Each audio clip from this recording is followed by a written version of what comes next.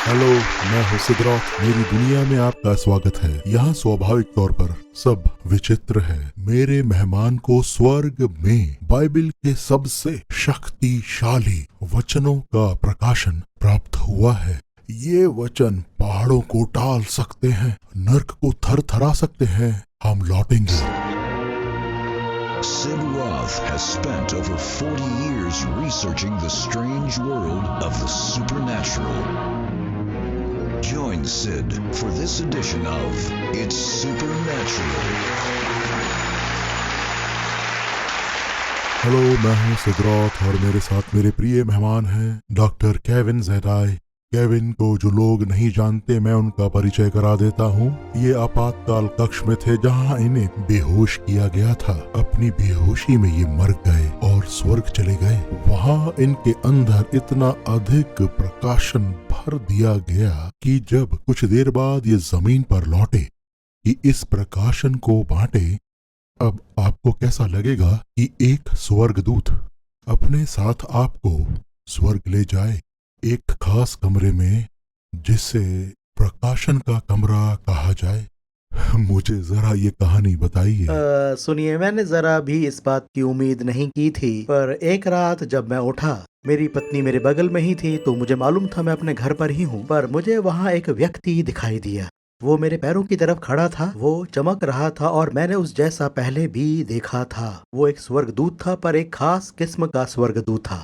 ये स्वर्गदूत सच में बहुत खूबसूरत था। जो परिधान उसने पहना था वो मैंने पहले कभी नहीं देखा था। उसने कहा, मुझे कहा गया है कि तुम्हें प्रकाशन के कमरे तक लाऊं, क्योंकि प्रभु तुम्हें सिखाना चाहता है कि उसका इंतजार कैसे किया जाए। जैसे ही उसने मुझे पकड़ा, मैं प्रकाश की गति से ऊंचा उठने लगा। हम कहीं गए, पर मुझे मालूम नहीं हम कहाँ थे। मुझे आभास था मेरा शरीर मेरे साथ है, क्योंकि मैंने बिस्तर पर कुछ नहीं छोड़ा था।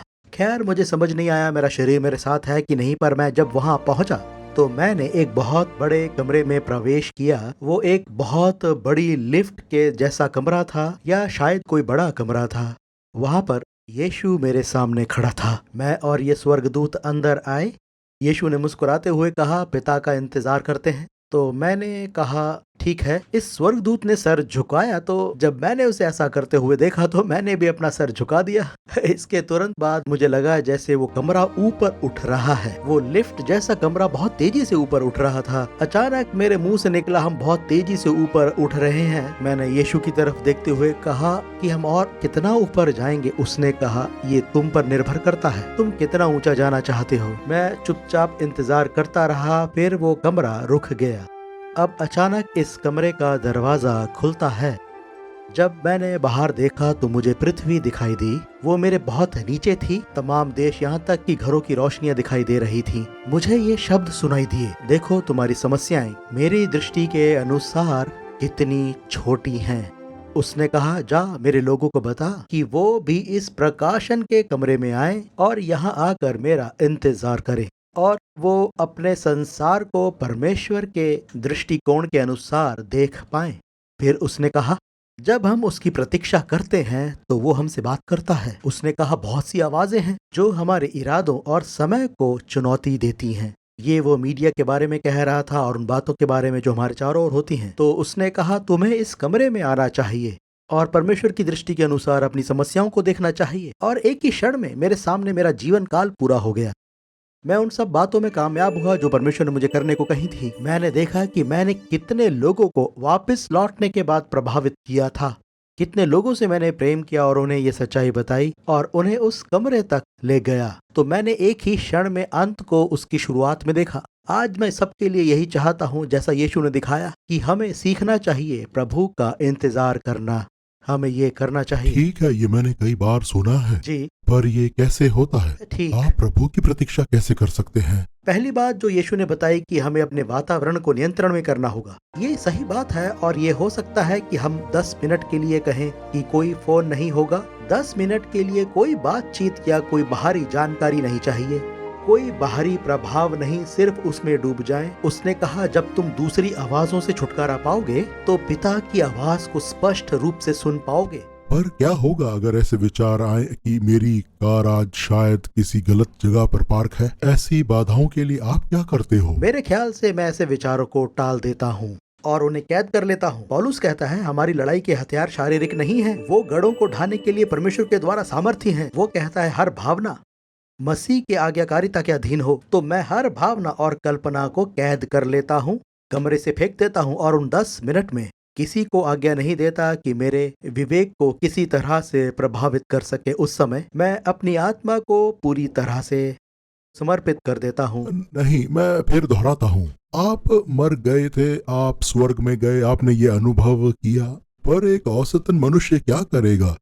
क्या ये सबके लिए है? ये सबके लिए है सिड। मैंने इस बारे में कई बार सोचा कि अगर कोई भी जो मेरी सेवकाई में हो या जिसने मेरी कहानी पढ़ी हो वो सोचे ये सिर्फ केविन के लिए है, तो मैं फेल हो गया, क्योंकि मैं इसके लिए नहीं वापस लौटा, मुझे सबके लिए वापस भेजा गया। जैसा यीशु ने मुझे कहा, लौट जा और उन्हें बता कि तूने क्या सुना और क्या देखा। ये सबके लिए है। मैं यहाँ ये भी कहूँगा केविन कि आपने बहुत सी किताबें लिखी हैं, बेहतरीन किताबें, पर जहाँ तक मेरी दिलचस्पी है, ये आपकी सबसे बेहतरीन किताब है जो आपने लिखी।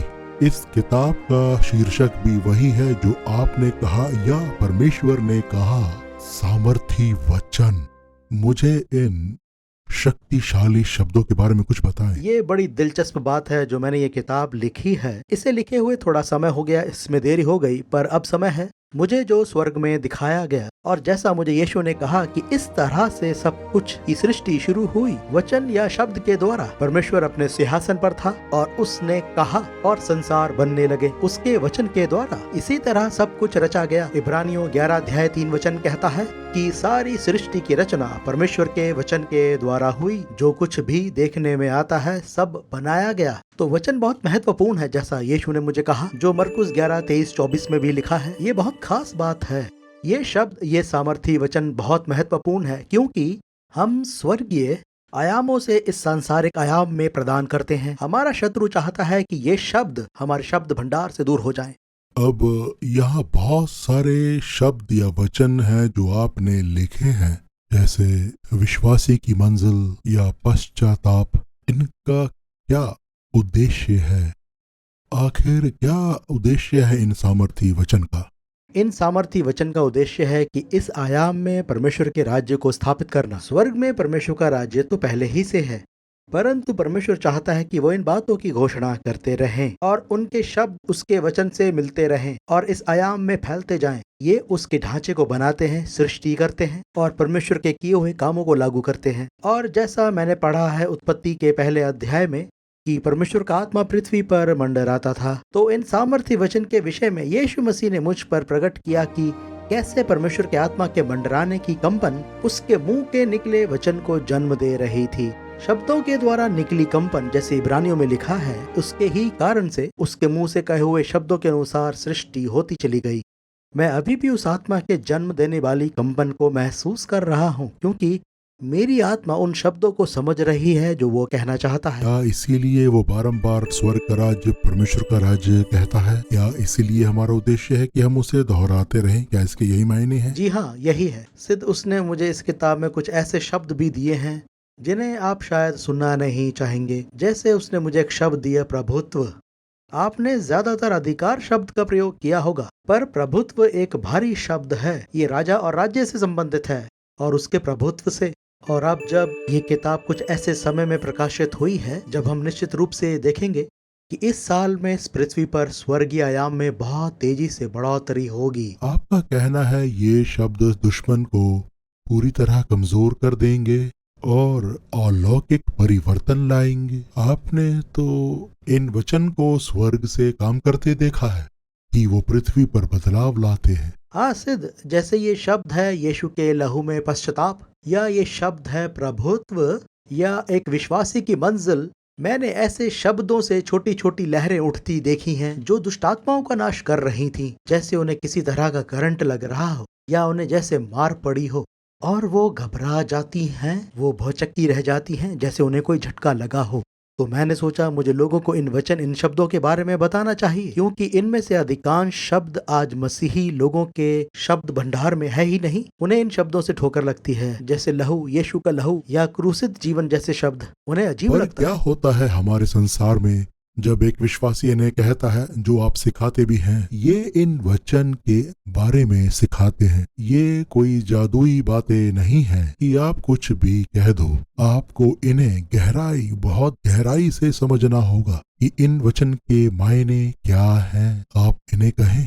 केवल वही लोग नहीं जो टीवी पर आते हैं, वरन हर एक विश्वासी, चाहे आपके हालात कैसे क्यों ना हो। आप बुलाए गए हैं कि राज्य का प्रदर्शन करें।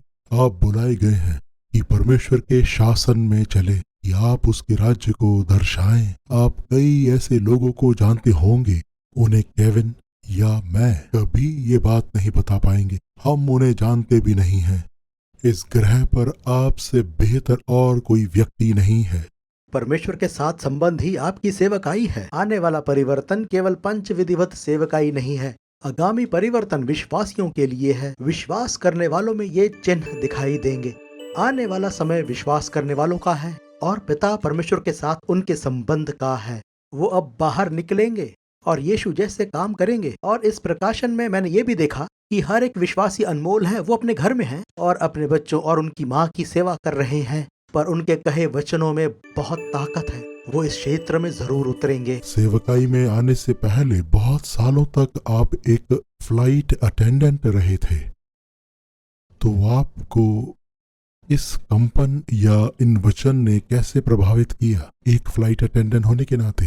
खैर, मेरे लिए ये एक करो या मरो जैसी स्थिति थी। मैंने सेवकाई की शिक्षा हासिल की थी, कॉलेज भी गया था कई सालों तक, तो मैं पहले से ही यही करना चाहता था। लेकिन अचानक, जैसा आपने बताया, मुझे ये नौकरी करनी पड़ी। जैसा मैंने अभी बताया, तो या तो मैं डूबता या तैरता। तो मैंने तैरने का फैसला किया। मैं हर रोज इन शब्दों का उच्चारण करता रहता था। जब भी मैं किसी होटल में भी होता तो मैं इन्हीं शब्दों में दुआ करता रहता था, और सच में चीजें मेरे लिए पहले से ही तैयार होने लगी। यहाँ तक कि मेरे होटल के कमरे के बाहर का माहौल बदलने लगा। हर तरह का प्रगटीकरण मुझ पर होने लगा। मैं बस आते जाते आत्मा में प्रार्थना करता और फिर ये वचन मुझे मिलने लगे। मैं इन शब्दों की घोषणा करने लगा और अब मुझे पर्दे के पीछे की गुप्त बातें समझ आने लगी। जब मैं काम करने जाता तब भी ऐसा ही होता। मैं यात्रियों को जो कुछ भी पीने को देता उसके लिए दुआ करके उन्हें थमाता। दुआ के बाद मैं उनके लिए भविष्यवाणी भी करने लगा। कारोबारियों को मैं वचन देने लगा। कई बार तो लोग रोने लगते और मुझे कहते, आप ये सब कैसे जानते हैं जो अभी आपने कहा? वो तुरंत अपना जीवन प्रभु को दे देते। मैं उनका हाथ पकड़ता और उन्हें प्रभु के पास ले आता। ऐसा मेरे साथ कई बार हुआ। मुझे ये बात समझ आ गई, विश्वास करने वालों को तो बाजारों में होना चाहिए और सेवा करनी चाहिए, कि मेरा प्रभु के साथ यही नाता है। मुझे मंच की जरूरत नहीं। पर जब आप पब्लिक में होते थे अजनबियों के बीच में, तब आप उनके लिए क्या कहेंगे? जैसे कोई माँ घर में है, या यूं कहें तो कि कोई आदमी घर में है और अपने कंप्यूटर में घर से ही काम करता है, उसका अन्य लोगों से कोई संपर्क नहीं होता। मुझे मालूम था आप ये पूछेंगे। मैंने एक दर्शन देखा था। मैं भी यही जानना चाहता था, तो मैंने ये दर्शन देखा। एक नव युवती जो कि एक माँ भी है, उसकी गोद में एक बच्चा है और वो किसी तरह का टीवी पर एक शो देख रही है। शो देखते हुए वो अपने बच्चे को आगे पीछे हिला रही है। वो विश्वास में बहुत मजबूत है। अचानक वो कहती है, मेरे होते हुए ऐसा नहीं हो सकता। यीशु के नाम से मैं इसके विरुद्ध आती हूँ, और वो शैतान को डांटती है। कमरे में टहलते हुए, अपने बच्चे को दूध पिलाते हुए, तभी मुझे एहसास हुआ ये आने वाले समय के योद्धा हैं। यही नए परिवर्तन के उभरते सिपाही हैं। विश्वास करने वाले, आप ये अपने घर से ही कर सकते हैं। अब कुछ ही देर बाद केविन हमें ये सिखाएंगे कि हम इन सामर्थी वचन का कैसे इस्तेमाल कर सकते हैं कि बैरी को शक्तिहीन कर दे और आपकी जीवन की किताब भरती जाए। We will be right back to It's Supernatural. Kevin Zadai died on an operating table and was taken behind the heavenly veil. The Lord revealed to him certain power words that can release the supernatural power of heaven and bind the strategies of hell. Now he wants to unveil this divine secret to you. Call now and get Kevin Zadai's brand new book, Mystery of the Power Words, and his anointed 3-part audio teaching series, How to Outlast the Devil. It's exclusive for our It's Supernatural audience. Yours for a donation of $40 U.S. funds. Outside USA and Canada, add $10 shipping and handling. Through Kevin Zadai's brand new book, Mystery of the Power Words, he reveals to you the timeless power words revealed to him by God when he had his heavenly encounter. These power words will assist you to discover God's divine strategies to help you operate in the supernatural, understand God's pathways for walking out your God-given destiny on earth, access the battle strategies of heaven that reveal God's intent for your life, decode the veil of secrecy that surrounds the power words that God wants you to understand and boldly speak, clearly discern God's perfect will for you and your family, identify and defeat the enemies of your advancement, establish a link between praying in tongues and walking in kingdom dominion. Learn how to live in the protection of Jesus where the enemy can't reach you. Through this revelation, you will experience the defeat of demonic powers, the healing of disease, the acceleration of financial increase, the overcoming of temptation, and the demolishing of strongholds. The Lord has given me so much revelation concerning certain words that Satan does not want the Christians to talk about or even speak. In this book, I go through it step by step how important these words are and then how to use them effectively against the enemy. You will also receive Kevin's anointed 3-part audio CD teaching series, How to Outlast the Devil. Through this teaching, you will understand how to apply the concepts and principles of the power words in your life. Kevin will provide a detailed explanation of the devil's strategy against your life, equip you with the specific prayers to go from breakthrough to overthrowing every attack of the enemy. Kevin prays for you to receive a special impartation of understanding your importance and position in God's plan. You will fully understand the authority that has been given to you through Jesus. You will be equipped to overcome any assault the enemy tries to throw at you. Well, God laughs at the devil. It's time for you to start laughing at the devil, the toothless wonder that has a lot of bark and no bite. The mystery of the power words reveals that when these are spoken, I saw that demons are literally paralyzed, that they fear people on this earth. Don't miss out on getting Kevin Zadai's brand new book, Mystery of the Power Words, and his anointed 3-part audio teaching series, How to Outlast the Devil. It's exclusive for our It's Supernatural audience. Yours for a donation of $40 U.S. funds. Outside USA and Canada, add $10 shipping and handling. Go to our website or you can send your check of $50 in U.S. funds to Sid Roth. It's Supernatural. P.O. Box 39222, Charlotte, North Carolina 28278. Please specify offer number 9723 or log on to sidroth.org. We now return to It's Supernatural. आज मेरे मेहमान हैं doctor Kevin ज़ेडाई। Kevin आज हमें बता रहे हैं सामर्थी वचन के प्रकाशन के बारे में जो बाइबल में है। उन्हें ये प्रकाशन स्वर्ग में मिला है। एक शब्द है जिसके बारे में अधिकतर लोग बात नहीं करते। ये बहुत ताकतवर है, वो है पुनरुत्थान। सही कहा। और पुनरुत्थान शब्द निसंदेह यीशु से जुड़ा है कि वो मुर्दों में से जी उठा और उसी सामर्थ ने उसे परमेश्वर के दाहिने हाथ बिठा दिया।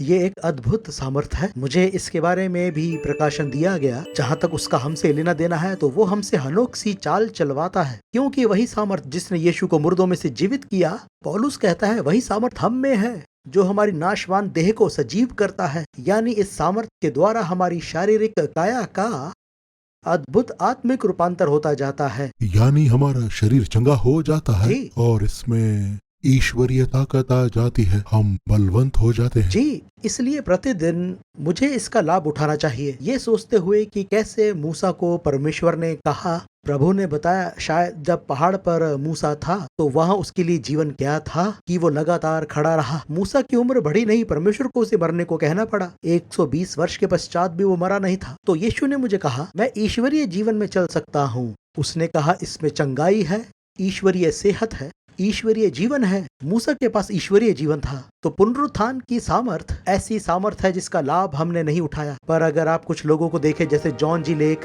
या स्मिथ विगल्सवर्थ, ये कुछ ऐसे नाम हैं जिन्होंने इस जीवन का लाभ उठाया। उनकी सेवकाई में उल्लेखनीय आश्चर्य कर्म हुए। आज हम में से कितने हैं जो ऐसे परिणाम देख पाते हैं? ऐसा जीवन पुनरुत्थान जैसे सामर्थ्य वचन से मिलता है। हमें इस पर जरूर गौर करना चाहिए। शैतान नहीं चाहता हम पुनरुत्थान कहें। तो आप अपना काम कर रहे थे हवाई जहाज में और कोई मर गया। मुझे इस पुनरुत्थान के बारे में बताएं। हाँ, ऐसा हुआ था कुछ साल पहले जब मैं एयरलाइन में था। उनकी मृत्यु कुछ देर पहले ही हो चुकी थी। उनमें जरा भी खून नहीं था और किसी तरह का खून का प्रवाह भी नहीं था। उन्हें जमीन पर रखा गया था। साथ में बैठी उनकी पत्नी कहने लगी कि मैं सोच रही थी कि ये सो रहे हैं। उनका शरीर ठंडा हो चुका था। बहुत कोशिश की गई कि किसी तरह से उनकी सांस वापस लौट आए, पर मैं कौन होता था उन्हें मृत घोषित करने वाला। मैंने क्या किया, मैंने प्रार्थना करना शुरू कर दिया। तो उनकी पत्नी कहने लगी, हाँ आप कृपया इनके लिए प्रार्थना कीजिए। मैंने पूछा क्या आप मसीही हैं? तो वो बोली हाँ। प्रार्थना करते समय बजाय इसके कि मैं इस व्यक्ति की सलामती की प्रार्थना करूं, मेरे मुंह से निकला वापस लौटो यीशु के नाम में। तभी अचानक उनकी आंखें खुल गईं। उनके शरीर का रंग भी ठीक हो गया। मैं जानता था वो मर गए थे। मेरे पास कोई मृत्यु प्रमाण पत्र नहीं था कि इस बात को साबित कर सकूं, परंतु मेरे मुंह से निकले शब्दों ने पुनरुत्थान को आज्ञा दी थी। ये आदमी बिना किसी सहायता या व्हीलचेयर के विमान से बाहर निकला। शैतान तो यही चाहता है कि हमारी शब्दावली से ये शब्द मिट जाए। उसे क्यों कर पुनरुत्थान जैसा शब्द पसंद नहीं है? सिर, हम इस बात का एहसास नहीं करते कि हम परमेश्वर की संतान हैं और हमें एक सामर्थ्य दी गई है। यूहन्ना 1:12 में इस सामर्थ्य के बारे में लिखा गया है। वहाँ लिखा है, जितनों ने उसे ग्रहण किया यानी यीशु को, उन्हें ये सामर्थ्य मिला। और वो सामर्थ्य है अधिकार, परमेश्वर की संतान का अधिकार।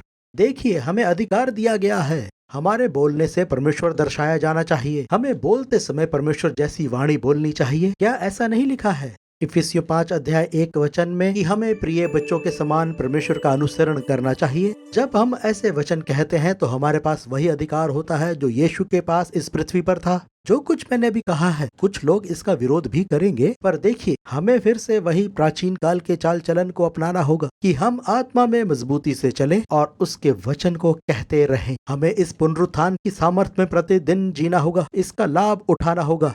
घूंट घूंट करके रोज पीना होगा। उसमें से खाना होगा। जो भी परमेश्वर का वचन मिलता है वो स्वर्ग से मिली हुई सांस है और आप परमेश्वर के आत्मा से पीते रहें। आप खुद को लगातार परमेश्वर के वचन से पोषित करते रहें, पुनरुत्थान की सामर्थ्य से जुड़े रहें। तब शैतान के कोई उपाय आपके विरुद्ध कार्य नहीं करेंगे। उसका कोई प्रयास आपको चूर चूर नहीं करेगा। क्या यही बात प्रकाशित वाक्य में नहीं लिखी है कि वो पवित्र लोगों को पीसेगा और उन्हें चूर चूर करेगा? यही उसका उद्देश्य है जी। तो मैं ये बात जानता हूँ और यही बात मैं संसार में सबको बताता हूँ। उसे आपको थकाने का प्रयास ना करने दे। परमेश्वर के सुरक्षा चक्र में रहें जहाँ हर बार जय परमेश्वर की होगी। तो देखा आपने, इतनी बड़ी बात है। इस व्यक्ति के पास सामर्थ्य वचन के लिए इतना बड़ा प्रकाशन है कि हम उसे पूरा सुन भी नहीं सकते। मेरी दुआ है आप इस रहस्य को समझ जाएं और अपनी जिंदगी के दायरे से शैतान को चलता करें। बाहर निकल। Kevin Zadai died on an operating table and was taken behind the heavenly veil. The Lord revealed to him certain power words that can release the supernatural power of heaven and bind the strategies of hell. Now he wants to unveil this divine secret to you. Call now and get Kevin Zadai's brand new book, Mystery of the Power Words, and his anointed 3-part audio teaching series, How to Outlast the Devil. It's exclusive for our It's Supernatural audience. Yours for a donation of $40 US funds. Outside USA and Canada, add $10 shipping and handling. Through Kevin Zadai's brand new book, Mystery of the Power Words, he reveals to you the timeless power words revealed to him by God when he had his heavenly encounter. These power words will assist you to discover God's divine strategies to help you operate in the supernatural, understand God's pathways for walking out your God-given destiny on earth, access the battle strategies of heaven that reveal God's intent for your life, decode the veil of secrecy that surrounds the power words that God wants you to understand and boldly speak, clearly discern God's perfect will for you and your family, identify and defeat the enemies of your advancement, establish a link between praying in tongues and walking in kingdom dominion. Learn how to live in the protection of Jesus where the enemy can't reach you. Through this revelation, you will experience the defeat of demonic powers, the healing of disease, the acceleration of financial increase, the overcoming of temptation, and the demolishing of strongholds. The Lord has given me so much revelation concerning certain words that Satan does not want the Christians to talk about or even speak. In this book, I go through it step by step how important these words are and then how to use them effectively against the enemy. You will also receive Kevin's anointed 3-part audio CD teaching series, How to Outlast the Devil. Through this teaching, you will understand how to apply the concepts and principles of the power words in your life. Kevin will provide a detailed explanation of the devil's strategy against your life, equip you with the specific prayers to go from breakthrough to overthrowing every attack of the enemy. Kevin prays for you to receive a special impartation of understanding your importance and position in God's plan. You will fully understand the authority that has been given to you through Jesus. You will be equipped to overcome any assault the enemy tries to throw at you. Well, God laughs at the devil. It's time for you to start laughing at the devil, the toothless wonder that has a lot of bark and no bite. The mystery of the power words reveals that when these are spoken, I saw that demons are literally paralyzed, that they fear people on this earth. Don't miss out on getting Kevin Zadai's brand new book, Mystery of the Power Words, and his anointed 3-part audio teaching series, How to Outlast the Devil. It's exclusive for our It's Supernatural audience. Yours for a donation of $40 U.S. funds. Outside USA and Canada, add $10 shipping and handling. Go to our website, or you can send your check of $50 in U.S. funds to Sid Roth. It's Supernatural. P.O. Box 39222, Charlotte, North Carolina 28278. Please specify offer number 9723 or log on to sidroth.org. Next week on It's Supernatural. This is the most defining moment in history for you. Right now, God is mobilizing a division of fierce warriors in the earth, and He calls them His chariots of fire. Join me on the next It's Supernatural with Sid Roth to learn more about this supernatural insurgents. Your gifts to this ministry will help Sid air It's Supernatural in Israel 28 times a week and distribute his evangelistic book to the Jewish people worldwide. Prayer is an essential part to access every one of God's promises and blessings for your life. And praying daily in your God-given prayer language is so important in light of the times we are living. Introducing the brand new Sid Roth God Talk app. With this new prayer app, you will be able to set a reminder for when you want to pray. Let others know the time you spent in prayer each day for accountability. Take advantage of our worldwide prayer app community to lift your prayer requests to God. It includes a video teaching on how to receive the baptism of the Holy Spirit and how to effectively pray the supernatural language that God has given you on a daily basis. Watch our TV archives and ISN, our It's Supernatural network, to build your faith to believe God for the impossible. The app is free and available for iPhone, iPad, or Android devices. Just go to your device's app store and search for Sid Roth's God Talk.